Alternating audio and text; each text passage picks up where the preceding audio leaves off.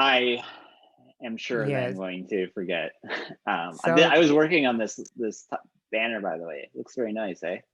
yeah. Okay. Uh, yeah. So as I was talking about is how to set up a dummy cluster and get access to the network policy page. So if you will go under the operations menu Oh, back there, no, it's on the left oh, it sidebar. is. Oh, it is. Oh, okay. Operations Operations. and then Kubernetes. Um, Oh, it's project level. That is interesting. yeah, and then they change it a bit, I guess. Integrate with cluster certificate, I would imagine. Agent is a new thing. So You've stopped working on this for 2 seconds, and they've already changed everything. yeah, yeah, I have not seen that actually, the agent thing. So go to the connect existing cluster at the top. Um, and then Kubernetes cluster name can be anything, like literally enter test Oh, cluster. shit, sorry. Oops. That Oops. that is a bug with this banner. Actually, if you click X, it reloads the page. Really? Yeah, I don't know how to fix it. Maybe if we have time, I'll ask you for your help. Okay, so cluster name, whatever. Yeah, and then API URL, just enter http test.com. Um, certificate can be like any string, like test just will be enough, I think. You might not even need a certificate. Just leave it blank for now, actually. Okay, Um, you need token, and token can be anything. okay. Yeah, and then add Kubernetes cluster. Just green button. Yeah. So you say you have a cluster. You can do whatever you want. Uh, Nice. And is this? I can't yeah. remember where is. Yeah, where's the code you're working on, folk centered on? No, is the next thing. So after that, go operations environments, and you need a deployment environment first. Hmm, Um, so Kubernetes is the platform we are deploying our application, and environment represents a specific deployment of the application. It can be staging production on any kind of environment. Review apps go into their own environments. So normally environment is created during deployment by like CI job, for example, but in this case we will create it ourselves. So click new environment.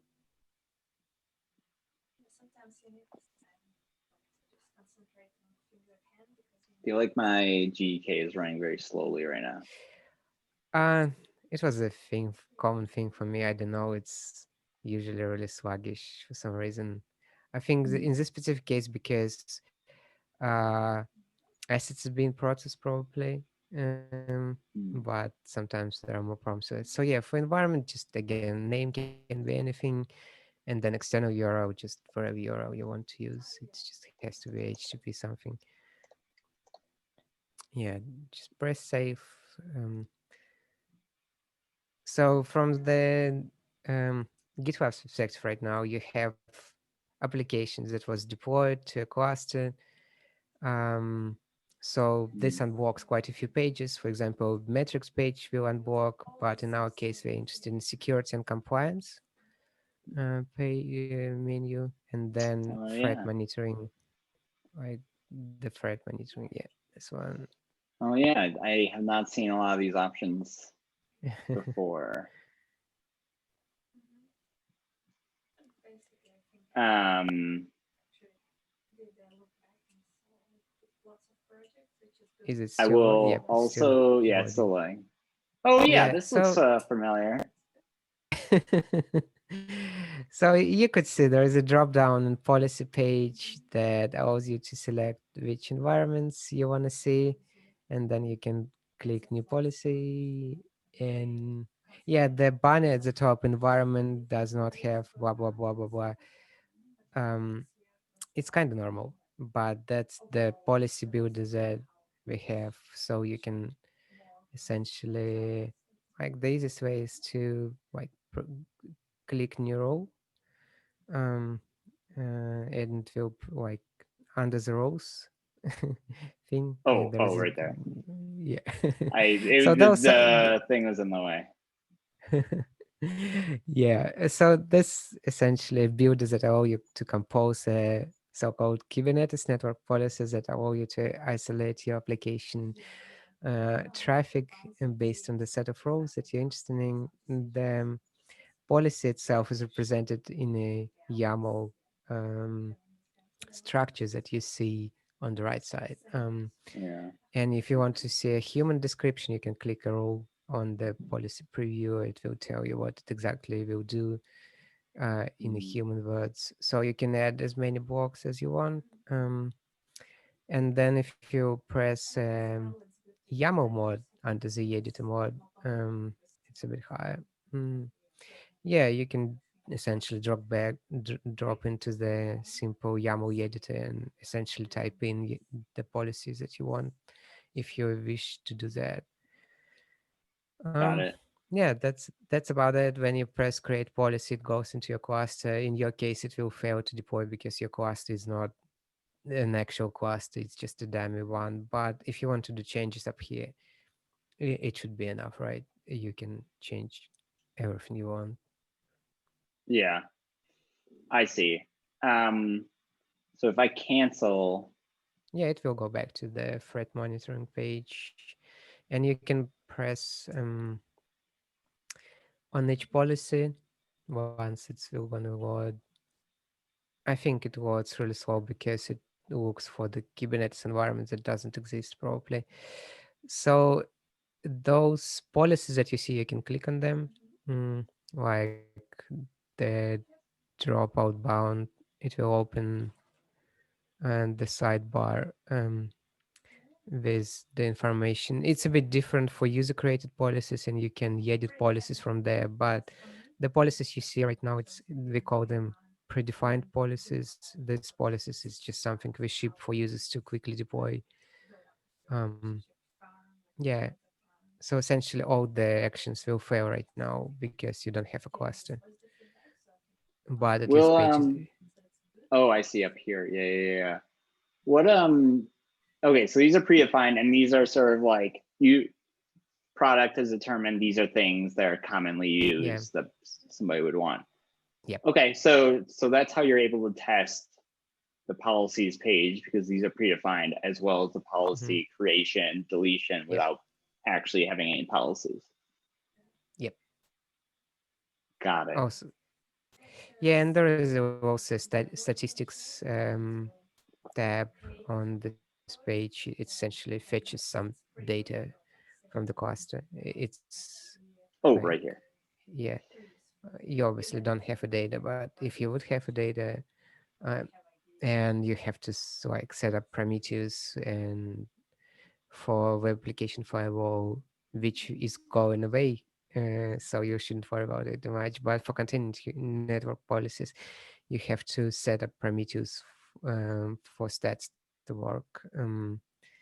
There is a docs page. I think if you click on the learn more, it will get you to the docs that has the necessary requirements for the specific stats to work. Yeah, you have what it says. I think you have Nice. one environment, you have Cilium installed, and you no, it's a bit high. I think it's the top of the page. Yeah, container network policy, this one. Prometheus. Yeah. Yeah, and then if you have a Cilium custom installation of Cilium, which you probably won't have, so don't bother with that. But if you have custom stuff, you would need to change config a little bit. But otherwise, yeah, that's about it. What we did on the front end side. Um, Nothing really else comes to mind. There's two main pages we worked on. Yep. What about so you don't have Cilium on your local machine and you do but you do have Prometheus, correct? Um. Yep. That should be enough if you want to simulate the data. But the easiest way is actually Um, if you really want the data is either simulated from the Yoko GDK, but I usually connect to the demo cluster. Like if you will go to the gitlab.com, I think protect and contain security demos or something. There is a whole cluster with all the stuff installed on it. Where is that? There it is. And you technically can, and has a Prometheus and everything you need. Oh, really? Yeah. Mm, There. so one of the options is to connect to that demo cluster. Demos, I think. Um, and yeah, those all projects are independent, but can you select Kubernetes? Wait. Yeah, can you select Kubernetes at the left side in the sidebar? Do you have access to it? No, you don't. So if you would have access to that stuff, actually, are you go back for a moment? Uh, could you please press on them and not just open it, just press on it? Oh, No, just like that, and then go to Kubernetes right now. Yes. So this is the clusters that has everything installed that you might ever need. Click on a demo related group. Um, oops. oops, time to have some rest. That's right. So if you click environments, you could see that it's already has all the demo projects running on this cluster. So if you just want to check how everything looks in production, you can check the environment. But you also can connect to this cluster. It requires some Kubernetes tinkering, and I probably will not do that in this video specifically. I think Zamir should be able to walk Yeah. you through the steps. It's a bit technical, but again, it's still probably the easiest way to try things locally is just to connect to this cluster because you don't have to set up anything afterwards. It will be set up for you already. And you can just start using policies. You can start checking stats and stuff like that. Got it. Um, Very cool. Yeah, that was going to be my next question is how do you test these things in, well, I don't even have access to these, but how do you test these things once you've gotten something merged? Yeah. Like what projects and staging do you use or production? For network policy, there is a network policy demo. You can click, like you see in the projects list, there is a network policy demo. You click on it. And then if you will go to security and compliance, threat monitoring, it should have I see. various policies in there already.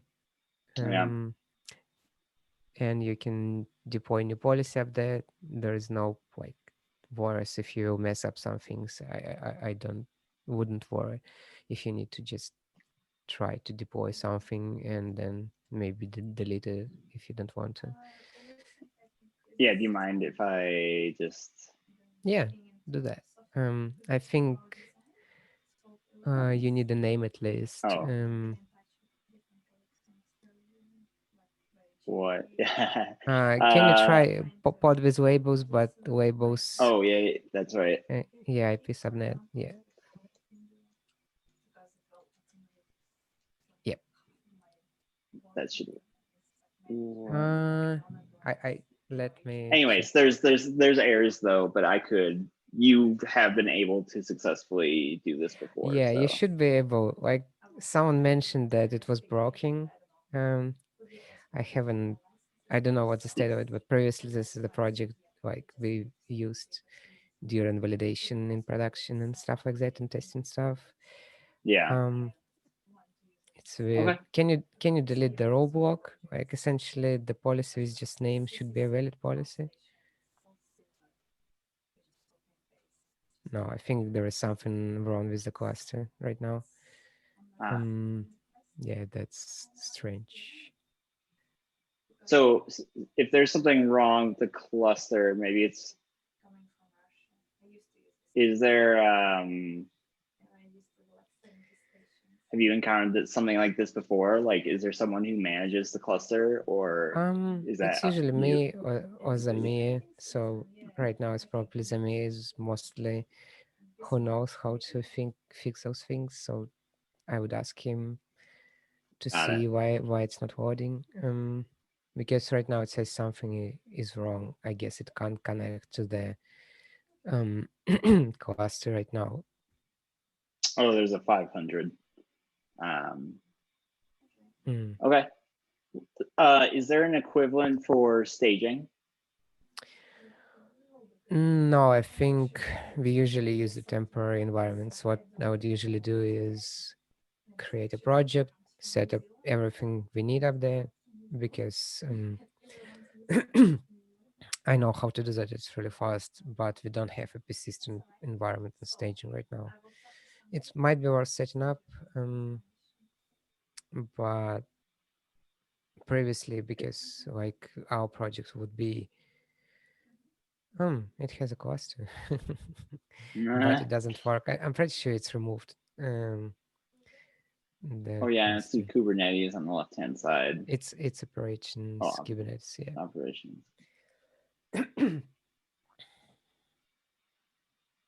Yeah, those clusters, they don't exist any longer. We removed them a while ago, but GitLab doesn't know about this, I guess, our staging environment. Hmm. Okay, Yeah, so when you said you normally just use temporary, does that yeah, mean like testing it locally with like on master or something? no, we usually go to staging and set up new cluster, install necessary applications, and start testing Oh, against a new cluster. But then, because clusters cost money to company, I think it's about, if you have a Kubernetes cluster with just one node, it's $20 per hour that company has to pay for your environment. So we tend to not keep long running clusters unless it's really necessary. That's why it's mostly temporary environments and staging to just save on cost. yeah. And just for clarification, temporary meaning the way we set it up locally, where you just put in some like fake No, information. no, Oh, we set up real cluster on Google Cloud with oh, all the I see. necessary stuff. Yeah. I see. Um, got it. Does that mean you can have like this project all set up pointing to GitLab staging, and then you just go on Google Cloud and create GitLab staging and then refresh Yeah, here and you it like knows you about actually can do it from this environment. Click. You probably don't have access, but the way you do this is click connect cluster with certificate. So if you use, like, click GKey right now, let's check if you have an access to it. Just, yeah, it will ask you your Google account, and it will connect your Google account talking to the GitLab instance, so it could see. Um, Scroll be down, select project, Google Cloud project, platform project. Yeah, always select group defend, um, and then select done. Huh, interesting. I think you don't have the full access in this case.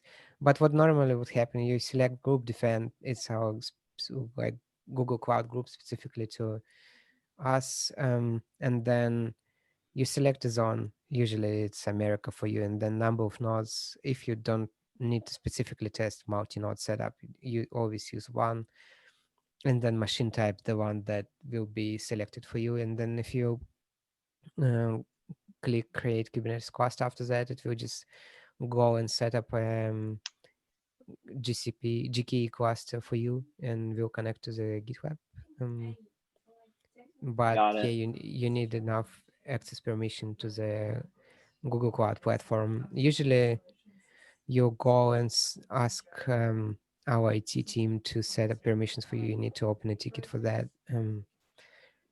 But alternatively, you can Got just ask them to set up staging environment for you. Um, he has necessary access to these groups. Got it. Okay.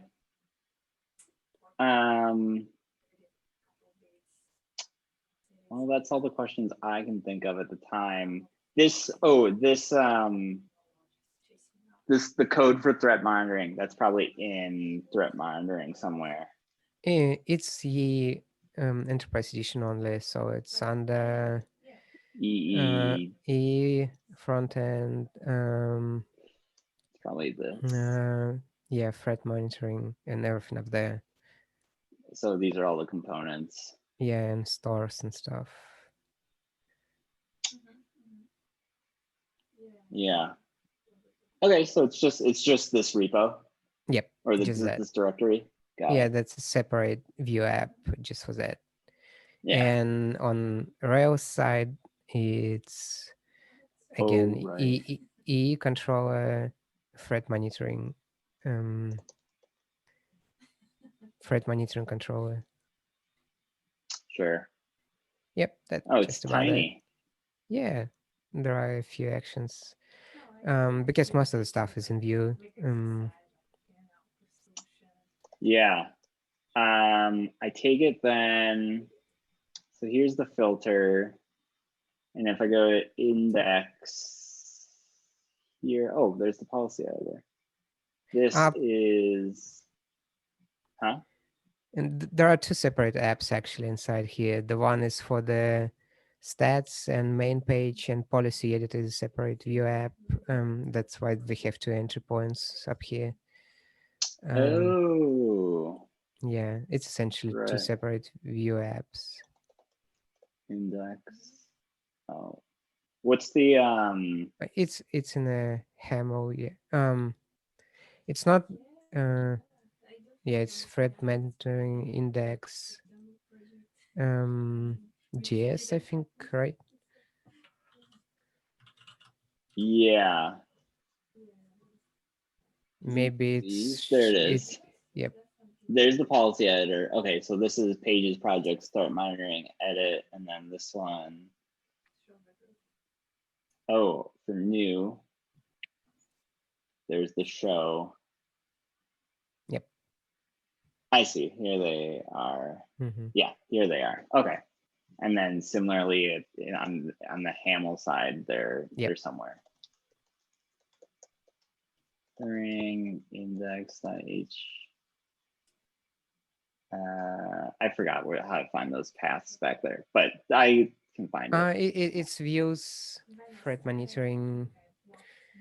Oh, right. Actually, probably the fastest way to search for this is by the JS. It's actually Hamilton point, yeah, or otherwise is, yeah. Yeah, there it is. Okay, so project start manager, yeah. Yep, like you said, there's the edit. Right, there was no index. That's fine. It's show. Yep, that makes sense. Show. Okay. And then this all points to the, for monitoring controller. Mm-hmm. Dope.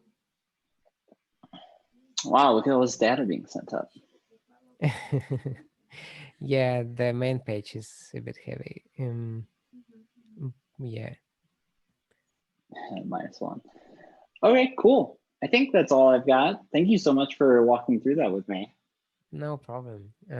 Hopefully nothing will prevent you from being efficient with this code. I think, again, it's pretty standard. It's a bit sometimes tricky to set up environment, as you mentioned.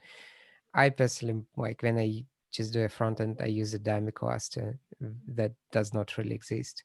But then when I need to test, then when I go and create something, again, be careful with setting up clusters, because if you forget to remove it, it will be just leeching money out of the company, roughly at a rate of $20 per hour per node. So if you have, let's say, by default, it's free nodes cluster, it will cost $60 per hour. So wow. you be careful with that. Got it. Cool. I'm going to stop the recording.